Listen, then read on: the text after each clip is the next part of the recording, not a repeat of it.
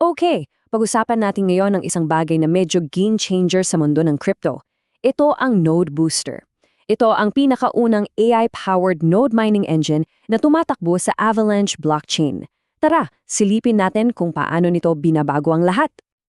Pero teka muna, pag naririnig mo yung salitang crypto mining, ano agad ang pumapasok sa isip mo? Siguradong iniisip mo, nako, parang ang hirap niyan. At you know what? Tama ka. Yung tradisyonal na paraan, sobrang daming aberya. So, para mas ma-appreciate natin yung solusyon, balikan muna natin yung problema. Ito yung luma at promise, napakahirap na paraan ng pag-mine. Isipin mo to, sa dating hang paraan, kailangan mo ng sobrang mamahaling computer parts, yung hardware, tapos yung kuryente mo, nako, siguradong sasakit ang ulo mo sa bill. At higit sa lahat, kailangan mo ng malalim na kaalaman sa tech. Hindi to para sa lahat, di ba? So, anong epekto nito? Dahil sa lahat ng mga hadlang na yan, karamihan sa atin, yung mga ordinaryong user na gustong sumubok, ay napag-iiwanan na lang, hindi talaga makasali. Pero paano kung sabihin ko sa'yo na may mas matalinong paraan? Dito na nga pumapasok ang Node Booster. Ito yung solusyon na ginawa para gawing simple ang lahat. At kapag sinabi kong simple, simple talaga. 3 hakbang lang. Una, i-connect mo lang yung crypto wallet mo.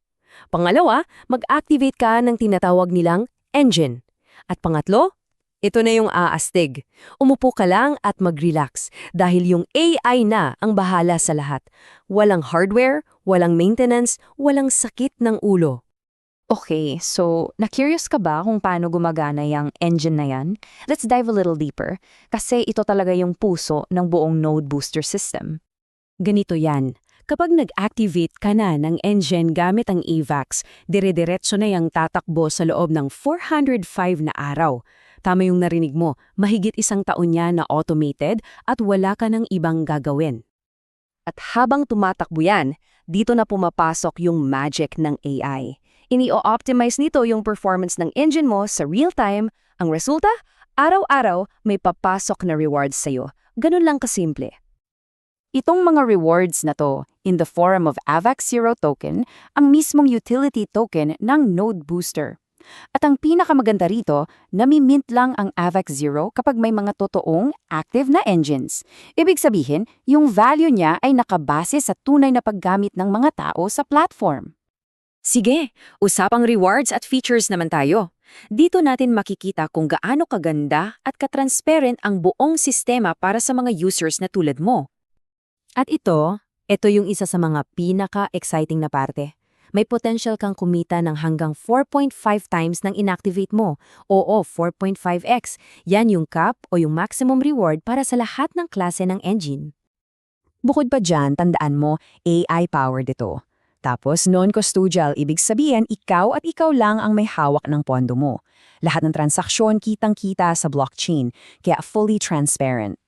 At syempre, may iba't ibang engine tiers kang pwedeng pagpilian. At teka, may bonus pa.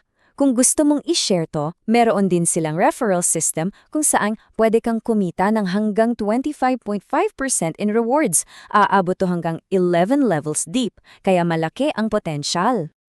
So lahat ng to, yung buong konsepto nabubuod sa kanilang tagline, Boost your node, multiply your power. Simple lang ang misyon, bigyan ng kapangyarihan ng lahat na makasali sa mining sa madaling paraan.